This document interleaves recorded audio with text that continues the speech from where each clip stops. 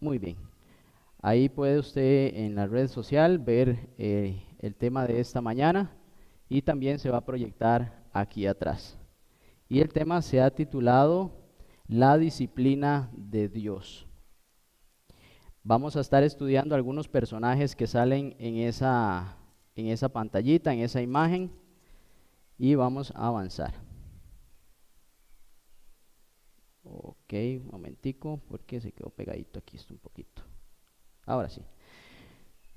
Hermanos, siempre que estudiamos la Biblia, o bueno, cuando tengamos la oportunidad de estudiar la Biblia, siempre busquemos el contexto histórico en el cual estamos haciendo el estudio, ¿verdad? Eso es bueno para también ubicar personajes, para ubicar ciudades y algunas escenas que han sucedido a lo largo de la historia de la Biblia.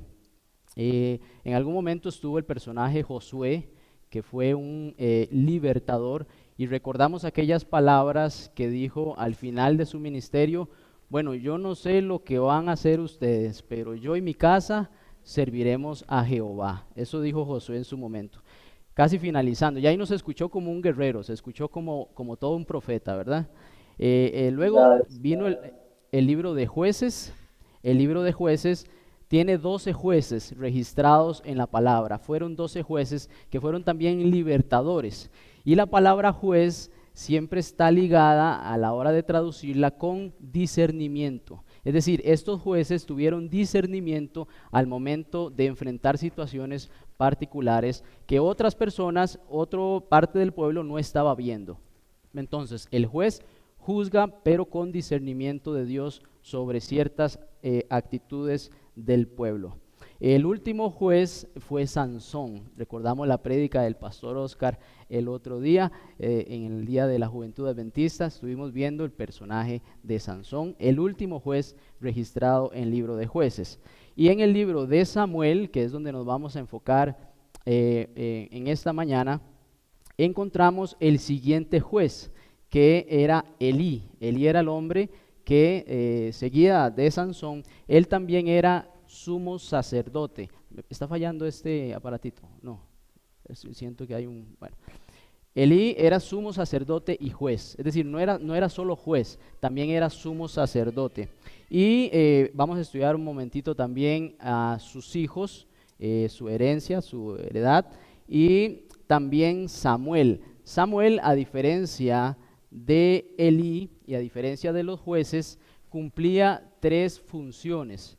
Él era no solo sacerdote, no era sumo sacerdote, era juez y era también profeta. Tremenda responsabilidad tenía Samuel, ¿verdad? Les digo que Samuel no era sacerdote porque él no venía del linaje de Aarón. En cambio, Elí sí venía del linaje de Aarón y él cumplía la función de sumo sacerdote. Después aparecía por ahí el primer rey de Israel, como lo conocemos a Saúl, ¿correcto? No vamos a estudiar a Saúl en este contexto.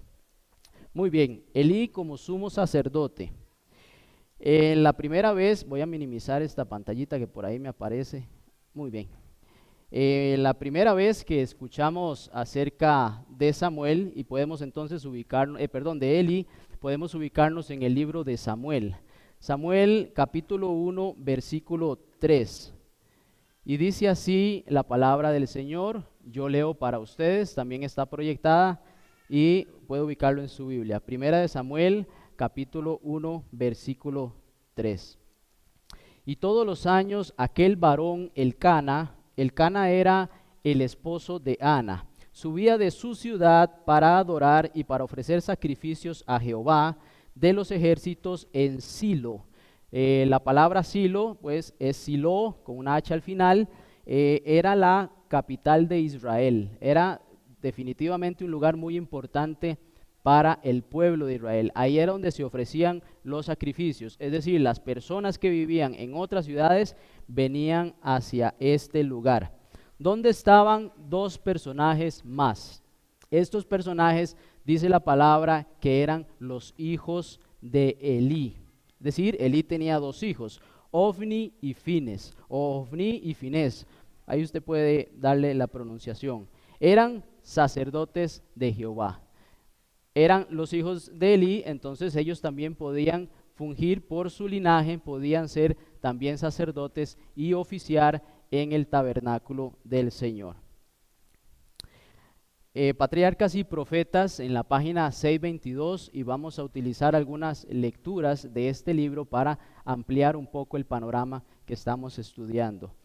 Elí era un hombre escogido divinamente, es decir, Dios lo puso ahí, para las sagradas obligaciones del sacerdocio y puesto sobre todo el país, es decir, era un hombre importante, ¿no es cierto? Como la autoridad judicial más elevada. Por eso les digo que Elí no solo era sumo sacerdote, sino también era juez. Se le consideraba como un ejemplo y ejercía una gran influencia sobre las tribus de Israel. Es decir, era un hombre realmente influyente por medio de su ejemplo, era un hombre en el cual donde él decía algo, la gente lo escuchaba, ¿verdad? Y sin lugar a dudas, pues era un muy buen pastor de aquel momento, ¿verdad? Hay un capítulo, un episodio dentro de este escenario para conocer un poco a Elí. En el versículo 12 del capítulo 1 dice así: mientras ella, era Ana, la esposa del Cana, oraba largamente delante de Jehová, Elí estaba observando la boca de ella. Es decir, una mujer llega al templo y ella está orando ahí y Elí la está observando.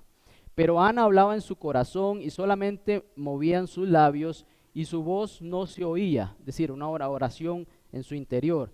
Y Elí la tuvo por ebria, es decir, él pensaba que esta mujer estaba ebria. Entonces le dijo Elí: ¿hasta cuándo estarás ebria? Como esperando a que eso terminara.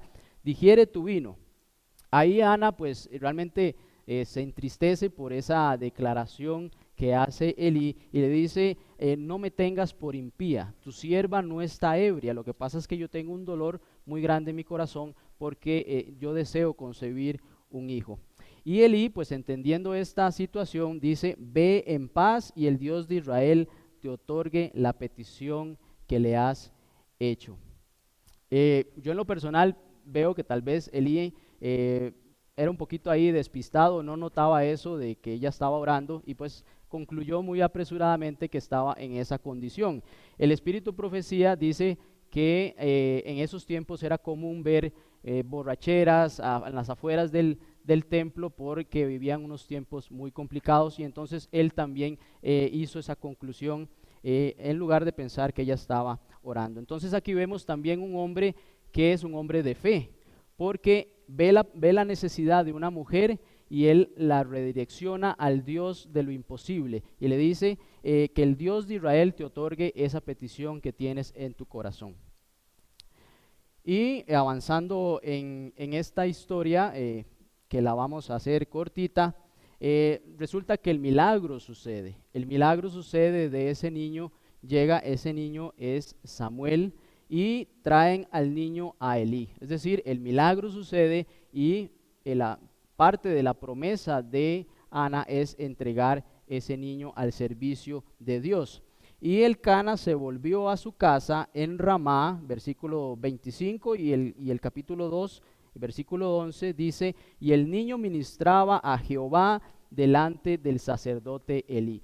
Técnicamente Elí adopta a Samuel, es decir, ya no va a vivir con su papá biológico, no va a vivir con su mamá, va a vivir en el templo. Entonces pasa a la instrucción de Elí. Hasta ahí todo era una historia muy bonita, porque si usted lo analiza, hay un hombre que es un líder de iglesia, es un hombre que es un líder prominente del pueblo, hay una mujer que necesita un milagro, tiene hijos, además este hombre que son sacerdotes, y además pues sucede el milagro que se estaba esperando. Aquí se va desarrollando una historia muy bonita. Inclusive termina este niño siendo dedicado al templo. Sin lugar a dudas, la trama es bastante positiva. Pero resulta que llegamos al capítulo 2, versículo 12, y la trama de alguna forma cambia. Vamos a buscar capítulo 2, versículo 12, y dice así: Los hijos de Elí eran hombres impíos que no tenían conocimiento de Jehová. Y entonces yo cuando leo este versículo ya yo me detengo y digo, ¿qué fue lo que pasó? Los hijos de Elí eran hombres impíos y no tenían conocimiento de Jehová. Y buscando un poquito más encuentro que la traducción original o real no era hombres impíos, sino hijos de Belial. Es decir, los hijos de Elí eran hijos de Belial. Belial, Benei, Beliai, era la palabra o la composición. Benei, hijos. Belial decía o significaba sin valor, buenos para nada, malignos, destructores. Es decir, eran unos pillos. Los hijos de Elí eran sin valor, buenos para nada, malignos y destructores. Y por ahí también busqué un poco la palabra Belial en otro lado. Y en 2 Corintios 6:15 usted la puede encontrar. Dice, ¿y qué concordia Cristo con Belial? Es decir, usted está encontrando ahí la diferencia, Cristo, Belial, ¿no es cierto? ¿O qué parte del creyente con el incrédulo? Es decir, estos hombres eran definitivamente unos hombres malignos. Lo que más me llama la atención a mí es que no tenían conocimiento de Jehová. ¿Cómo es posible que sacerdotes de Jehová no tengan conocimiento de Jehová?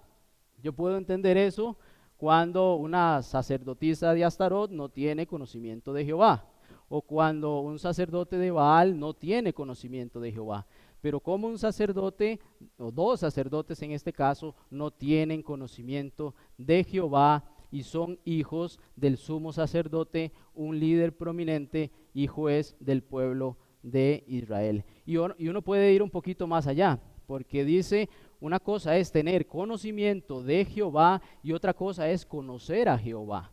Es decir, yo puedo tener conocimiento de la Biblia, pero yo no tener una relación con Jehová.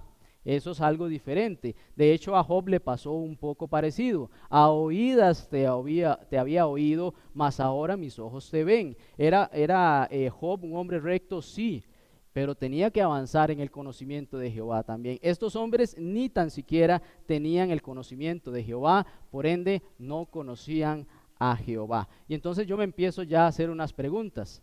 ¿Qué pasó con estos jóvenes? Porque en la edad en la que estaban eran hombres jóvenes. ¿Qué pasó con estos hombres cuando eran niños? ¿Será que no les instruyeron nunca en la palabra? ¿Será que nunca les cantaron unos coritos? ¿Será que nunca los traían a la escuela sabática de los niños? ¿Será que nunca tenían una oración con ellos? Y entonces se hace una de estas preguntas porque eran personas que no tenían conocimiento de Jehová. Vamos a avanzar en una respuesta que encontramos en Patriarcas y Profetas 6:22. Voy a leer para ustedes un texto un poquito largo, pero realmente no hallé cómo recortarlo, porque así es la explicación de toda esta situación. Dice así, Elí era un padre indulgente. Elí era un padre indulgente. Amaba tanto la paz y la comodidad que no ejercía su autoridad para corregir los malos hábitos ni las pasiones de sus hijos. Antes que contender con ellos o castigarlos, prefería someterse a la voluntad de ellos y le cedían todo.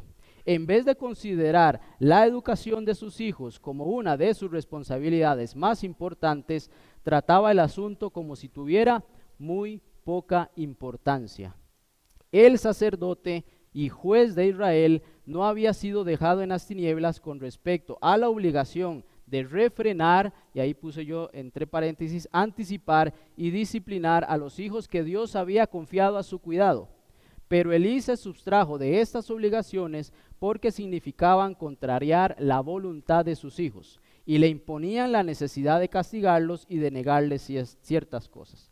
Sin pesar las consecuencias terribles en su proceder, satisfizo todos los deseos de sus hijos y descuidó la obra de prepararlos para el servicio de Dios y los deberes de la vida. Realmente aquí hace una explicación mucho de por qué esos hombres no tenían conocimiento de Dios. Y extraje unas partes de estas declaraciones. Podemos decir que Elí todo lo pasaba por alto. Es decir, situación que sucedía en la casa, Elí no quería involucrarse. Prefería la paz que iniciar una discusión. Eso es tremendo, ¿verdad? Porque hay veces dice, sí, qué bonito que es la paz, pero hay veces hay que, por ahí hay un dicho que dice, bueno, los problemas hay que enfrentarlos. Tiene otra expresión, pero voy a usar esa. Prefería la paz que iniciar una discusión. No se corregían los malos hábitos. Hermanos, hay un pensamiento, una frase que me parece muy correcta del comportamiento humano. Siembra un pensamiento y cosecha una acción. Siembra una acción, cosecha un hábito. Siembra un hábito y cosecha un carácter. Es decir, si uno no frena un mal pensamiento al momento de convertirse en una acción, esa acción se va a convertir en un hábito. Y cuando uno no frena ese hábito se convierte en el carácter de la persona. Accedía a todo lo que sus hijos querían. Si querían helado a las 9, a las 11, a la 1 y a las 5, helado tenían. Su instrucción no era tan importante como otras cosas. Es decir, yo soy un hombre importante dentro del pueblo de Dios y esa obligación es mucho más importante que atender o corregir a mis hijos en la casa. No refrenaba o anticipaba. Es decir, no ponía un alto cuando una situación decía, no, papito, esta cosa no es así, su papá dice esto y así se debe de hacer. Disciplinar, mi hermanos, hay veces la palabra disciplinar suena como, disciplina, ¿verdad? Disciplinar es sinónimo de enmendar, de enderezar, de corregir. Hacer todo esto para Elí era una carga. Ay, qué pereza tener que corregir a estos chiquillos, ¿verdad? Le imponían la necesidad de corregirlo. Es decir, tengo ya yo suficientes obligaciones que una más definitivamente mejor no, y esa no la atiendo. En Génesis 18:19 hay una declaración muy importante que Dios hace a Abraham. Génesis 18:19. Voy a esperar un momentito por si desean buscarlo. Génesis 18:19. Dice así la palabra de Dios, y yo utilicé la nueva versión internacional. Dice así: yo lo he elegido a Abraham. Yo lo he elegido, dice Dios. Yo lo he elegido para que instruya a sus hijos y a su familia, a fin de que se mantengan en el camino del Señor y pongan en práctica lo que es justo y recto. Y hay una promesa, dice, y así el Señor cumplirá lo que le ha prometido. Dice, instruye primero a tus hijos y a tu familia, para que ellos se mantengan en el camino del Señor, pongan en práctica lo que han aprendido, y de esta forma, dice Dios, yo voy a cumplir lo que le he prometido. Para Dios era de suma importancia que Abraham instruyera a sus hijos y a su familia antes que cualquier cosa. Padre de muchas naciones, pero su familia para Dios era importante en primer lugar. Hermanos, si quiero, antes de avanzar con la lectura de Samuel, llevarlos al libro de Deuteronomio capítulo 18. Aquí vamos a analizar qué le correspondía hacer a un sacerdote de Jehová a la hora de ofrecer sacrificio. ¿Qué le estaba permitido a un sacerdote hacer? Recordemos, mi querido hermano, que el sacrificio que hacía el sacerdote allí era una representación del Cordero inmolado, Cristo. Era muy solemne lo que ahí se hacía. Deuteronomio capítulo 18, versículo 1. Las porciones de los levitas. Dice así la palabra del Señor, leo para ustedes. Los sacerdotes levitas, es decir, toda la tribu de Leví, no tendrán parte ni heredad en Israel. No tendrán parte de las ofrendas quemadas, a Jehová, y de la heredad de él comerán. ¿Tenían parte? Sí, de las ofrendas quemadas a Jehová y de la heredad de él comerán. No tendrán pues heredad entre sus hermanos, Jehová es su heredad. Versículo 3. y este será el derecho de los sacerdotes de parte del pueblo. El primero era que de las ofrendas quemadas, y el segundo es, darán al sacerdote la espaldilla, las quijadas y el cuajar. Es decir, el sacerdote cuando ofrecía sacrificio tenía derecho a una porción, tenía que estar quemada y no podía agarrar lo que él dispusiera. Dios había dicho solo estas partes. Muy bien. Devolvámonos ahora a Primera de Samuel capítulo 2. No vamos a regresar a Deuteronomio, así que puede no conservar ahí la lectura. Volvamos a Primera de Samuel capítulo 2 y dice así, versículo 13. Era la costumbre, leo para ustedes, también está en su pantalla. Era la costumbre de los sacerdotes Ofni y Fines con el pueblo que cuando alguno ofrecía sacrificio, venía el criado del sacerdote, es decir, uno mandado, mientras la carne se cocía, trayendo en su mano un garfio de 3 ganchos, no de 2 ni de 1, de 3 ganchos, y hería con él en la caldera, en la olla o en el caldero o en el pote, en el frasco, y que dice, y todo lo que sacaba el garfio, el sacerdote lo tomaba para sí. De esta manera hacían a todo israelita que venía a Silo. ¿Qué estaba haciendo aquí el sacerdote? Una de las instrucciones era que solo podía tomar cierta parte del sacrificio. ¿Y aquí qué hacía? Tomaba todo lo que ese garfio de 3 picos se trayera consigo. Y lo hacían con todo individuo de Israel que llegaban a ese lugar. Luego, versículo 15, dice así. Asimismo, antes de quemar el cebo, venía el criado del sacerdote y decía al que sacrificaba, da carne, es decir, al pecador, el que traía la ofrenda, da carne que hace para el sacerdote, porque no tomará de ti carne cocida, sino cruda. Mi querido hermano, aquí estaba yendo en contra de lo que el Señor había dicho, que solo carne quemada. Ellos querían tomar carne cruda. Esa carne, mi querido hermano, llevaba sangre y eso era algo muy delicado en el tema de la expiación del pecado. Versículo 16, y si respondía el varón, quemen luego el cebo. Es decir, el pecador le está dando una opción a ese sacerdote que le está quitando la ofrenda y le está profanando la ofrenda. Dicen, queme luego el cebo hoy y después tome tanta como quisieras. Y él respondía, no. Si no, ahora lo has de dar lo que yo te estoy pidiendo, de otra manera yo lo tomaré por la fuerza. Estaba coaccionando a una persona que venía con un problema, con un pecado, que quería ofrecérselo al Señor en expiación, y una figura de poder, como lo era un sacerdote, le obligaba a utilizar la ofrenda de forma diferente. Es decir, estos sacerdotes hacían 2 cosas. Primero, tomaban lo que querían, y segundo, no querían cocinar la carne, sino que se la dieran cruda. Y esto, mi querido hermano, sin lugar a dudas, representaba un problema para el pecador, porque él venía con una ofrenda y esa ofrenda era profanada por estos 2 sacerdotes. En Levítico 17:11, está en pantalla, sí, dice, porque la vida de la carne en la sangre está, y yo os he dado para hacer expiación sobre el altar por vuestras almas, y la misma sangre hará expiación de la persona. ¿Comprende usted también por qué estos sacerdotes eran considerados hombres realmente malos?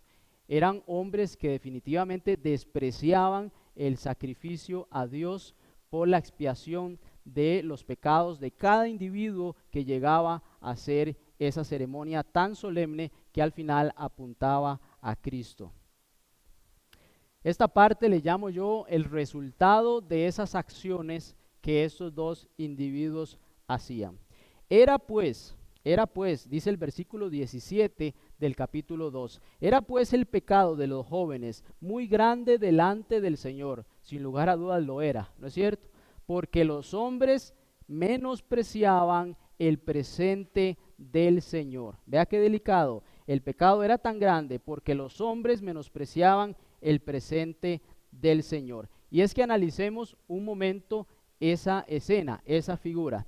Mis queridos hermanos, los pecados del pueblo se estaban acumulando porque el sacrificio sagrado estaba siendo profanado por estos sacerdotes. El pecador bien podía devolverse sintiendo que él no tenía culpa, pero también podía devolverse con el pecado que llegó a ofrecer en expiación y que lo traía quién sabe desde dónde. Es decir, era una situación realmente crítica para el pueblo.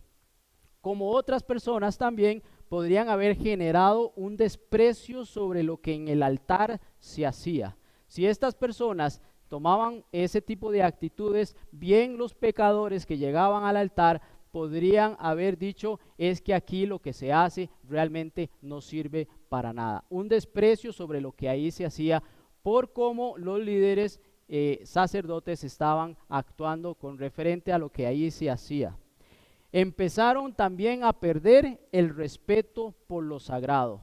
Empezaron a perder el respeto a lo sagrado. Esa serie de acumulación de acciones, esa poca expiación del pecado, se empezó a perder el respeto de lo solemne que era esa ceremonia. Y mi querido hermano, empezó a generar otra situación.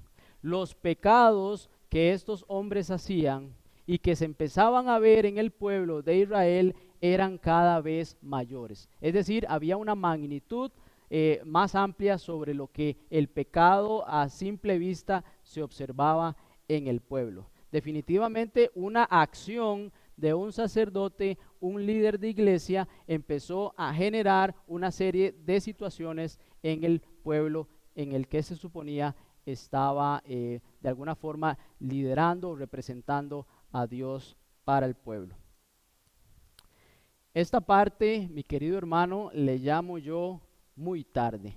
En el capítulo 2, en el versículo 22. Lo llamo así por la situación que ahí se desenvuelve y la conclusión a lo que llega esta situación. En el versículo 22 dice así la palabra del Señor.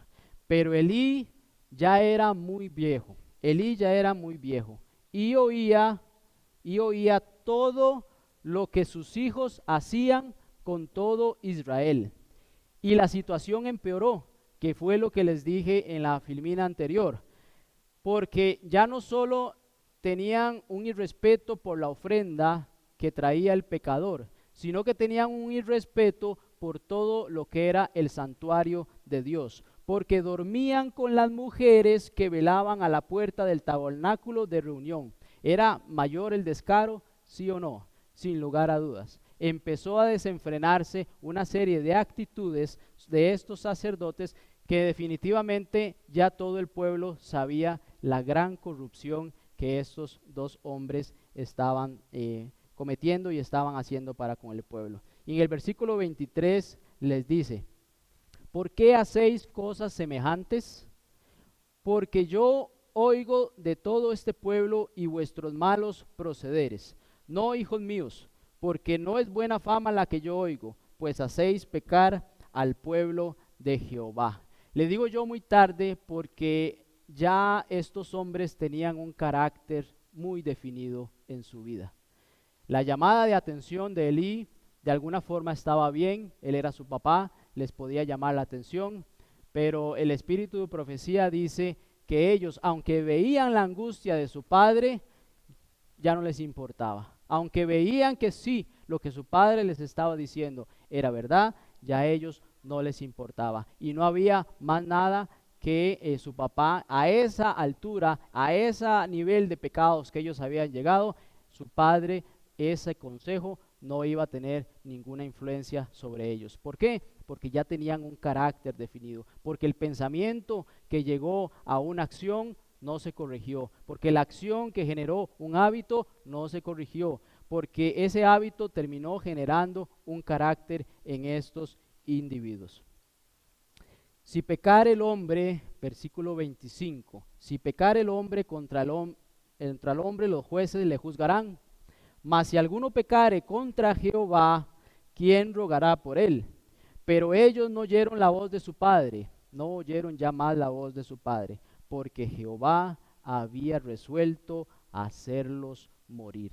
Era tanto el pecado que estos hombres acumulaban sobre sí mismos y sobre lo que el pueblo no expiaba, que el Señor había resuelto hacerlos morir. Y algo que a mí me sorprende en esta secuencia de 2 versículos es cómo dice: por el contrario, el joven Samuel iba creciendo y era acepto delante de Dios y delante de los hombres. Esto se llama, mi querido hermano, previsión y provisión de parte de Dios. Dios prevé que esta situación iba a suceder y provee al sucesor que estos hombres malignos iban a tener.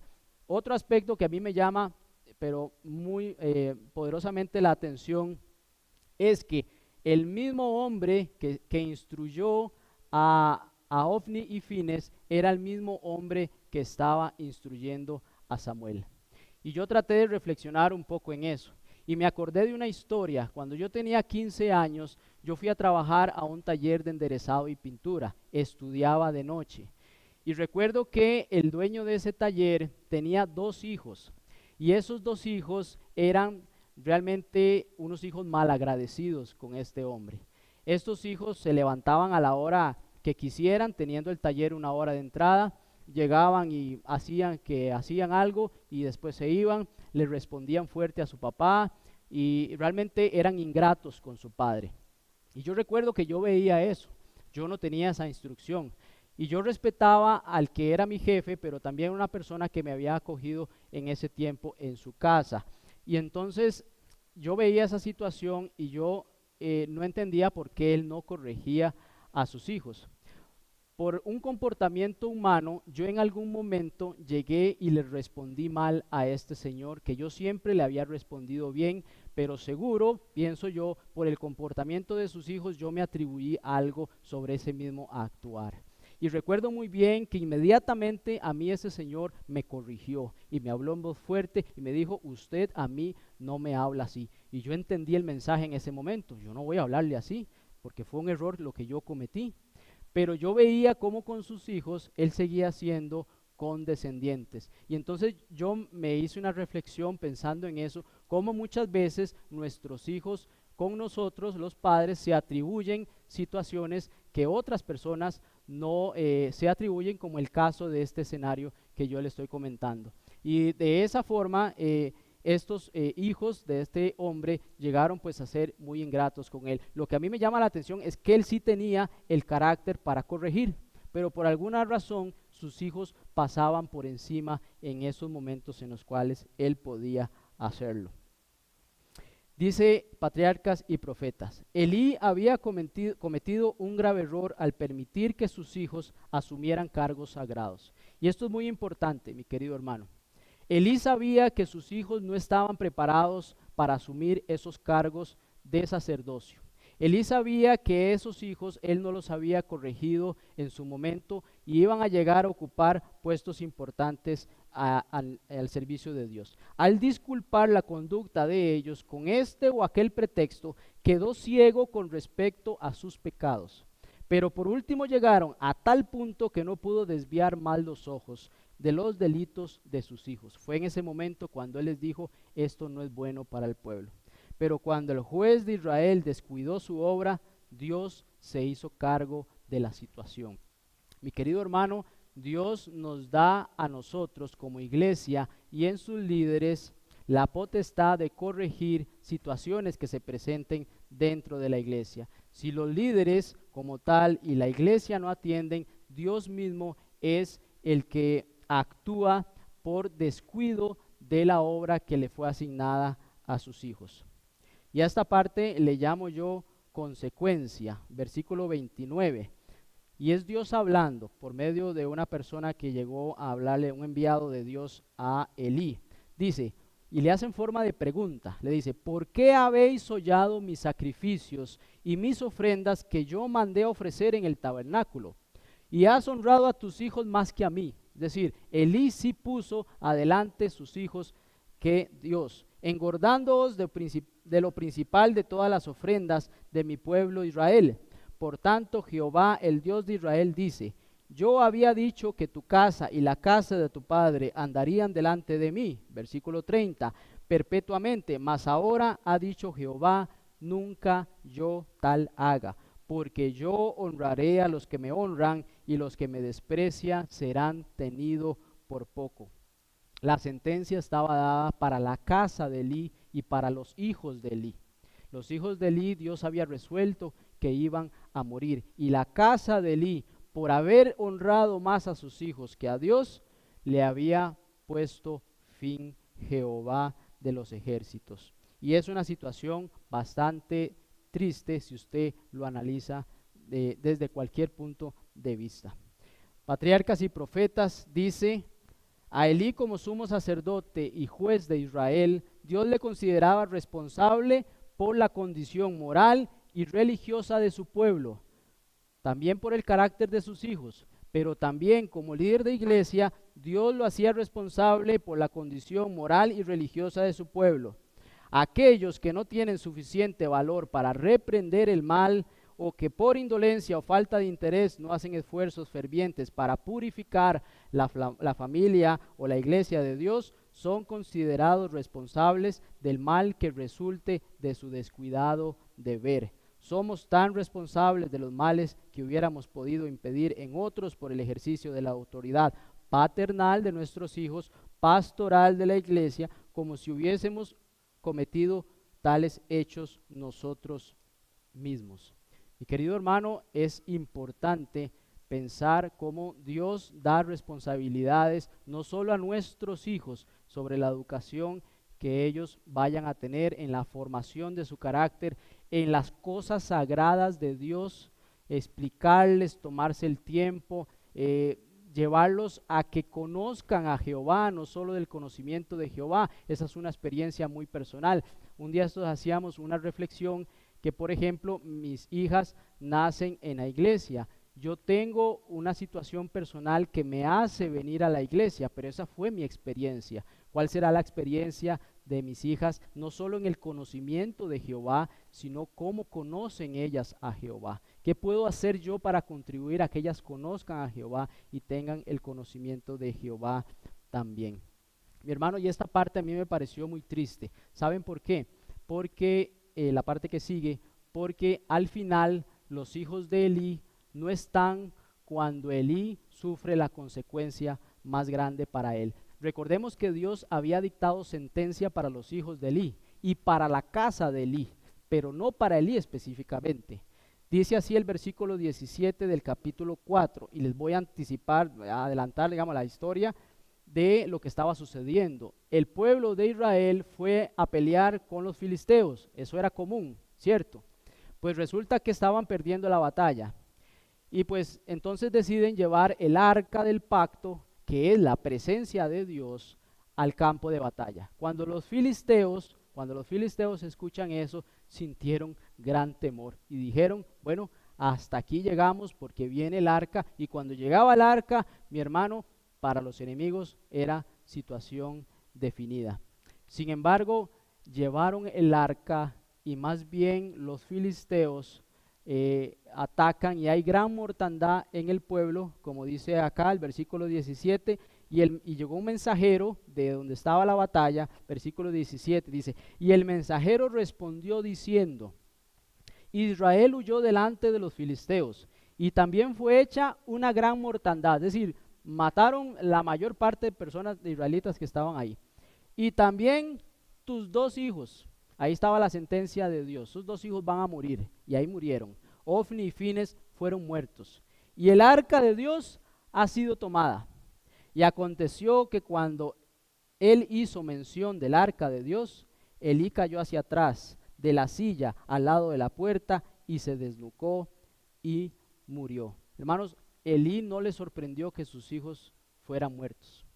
Elí lo que le dolió en el alma, dice los comentarios del Espíritu de Profecía, es que esa arca había sido tomada y había sido llevada en manos incircuncisas.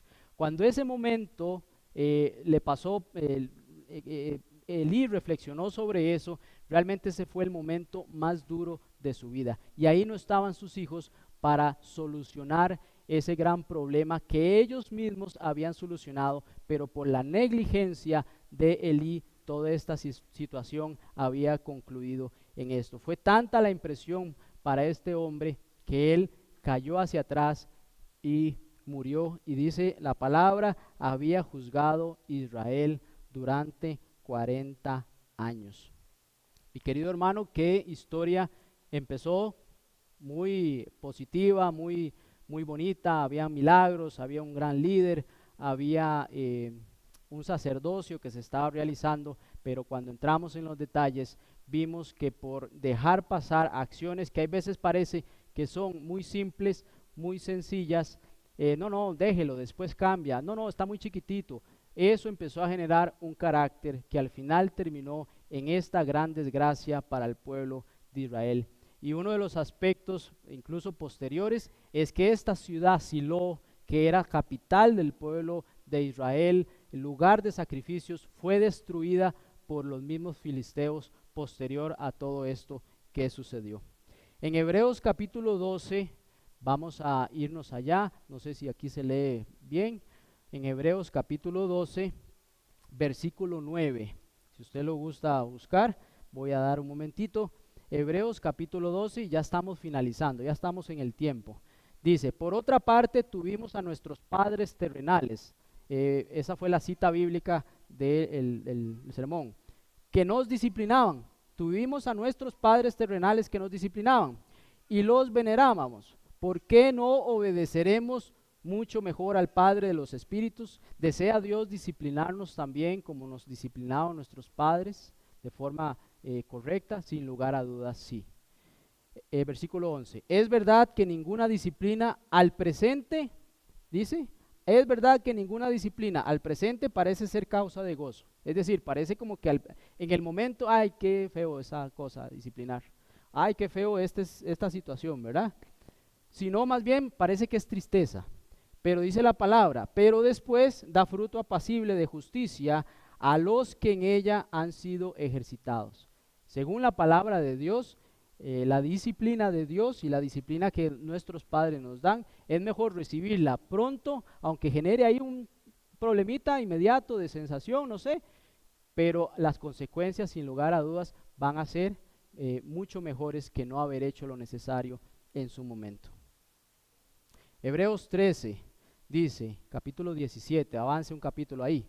Obedeced a vuestros pastores y sujetaos a ellos, porque ellos, que mi hermano, velan por vuestras almas, como quienes han de dar cuenta de ellos. Es decir, la responsabilidad de un pastor, de un anciano, es no solo velar también por su familia, es velar por los hermanos de la iglesia, es velar por la salud espiritual de cada uno de los miembros, como quienes han de dar cuenta de ello.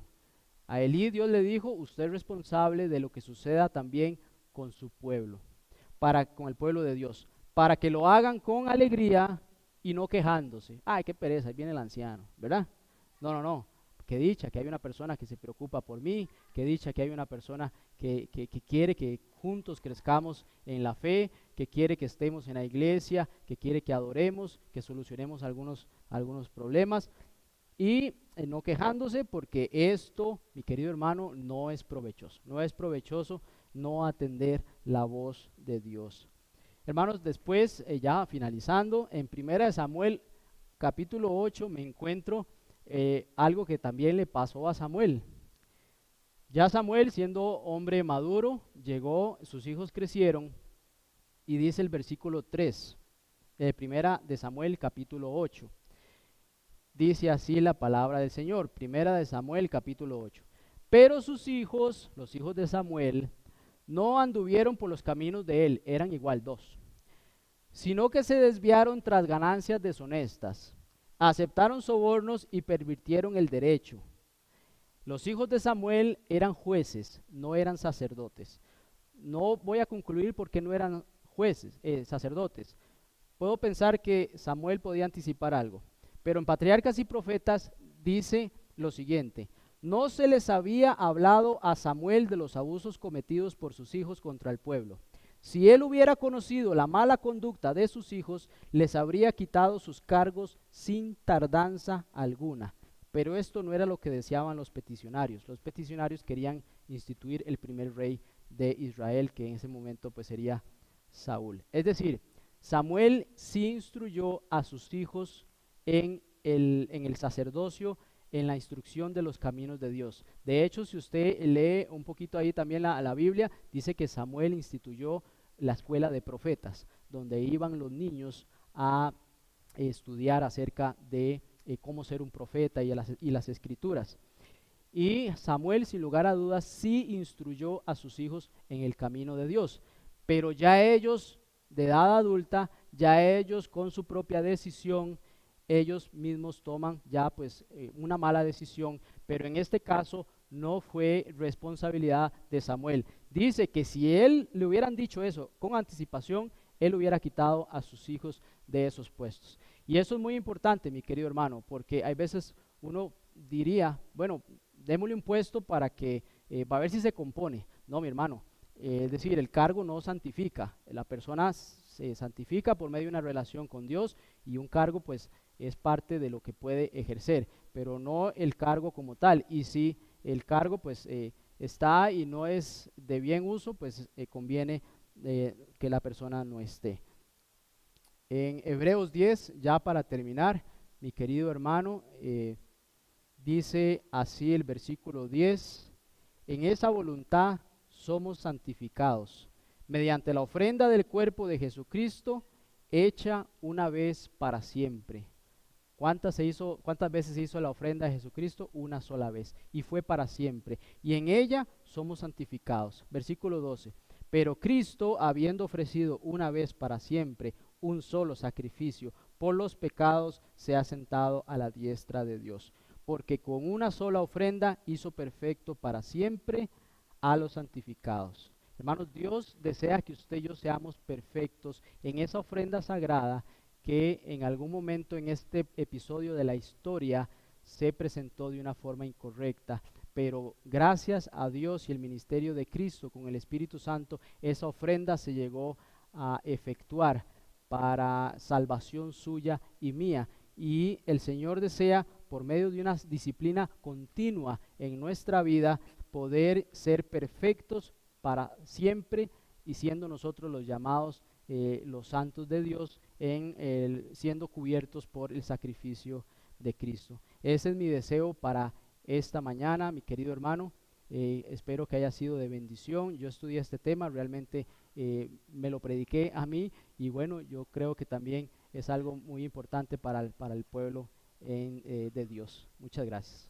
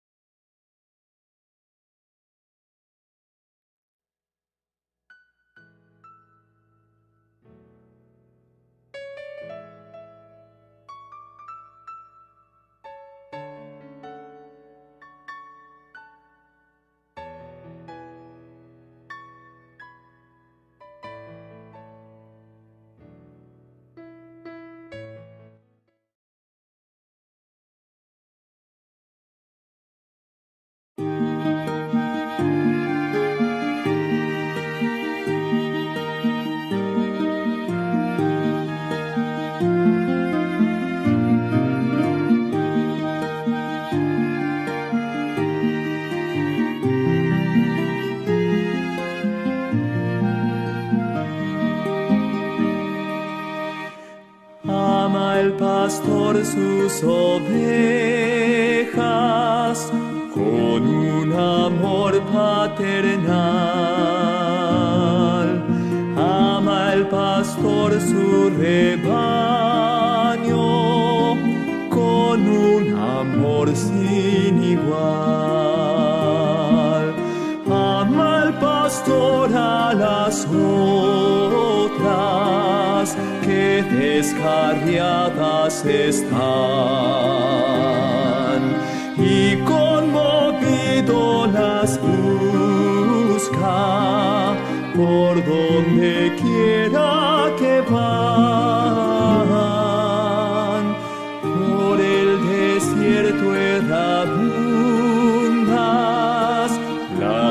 sufrir penas mil, y en sus brazos las lleva, tierno de vuelta al redil. Ama el pastor sus corderos, ama muy tierno el pastor a los que errantes heridos, se oye gemir de dolor. Ved al pastor conmovido por los collados buscar, y los corderos en hombros velo llevando al hogar. Por el desierto errabundas, las ves sufrir penas mil, y en sus brazos las lleva, tierno de vuelta al redil. Son delicados tus pastos, tranquilas tus aguas son. Henos aquí, oh Maestro, danos hoy tu bendición. Haz que seamos fervientes, llénanos de santo amor. Por las ovejas perdidas de tu redil, buen pastor. Por el desierto errabundas, las ves sufrir penas mil, y en sus brazos las lleva, tierno de vuelta al redil. Amén. Bueno, si gusta nos ponemos de pie para tener la oración final. Muchas gracias. Oremos.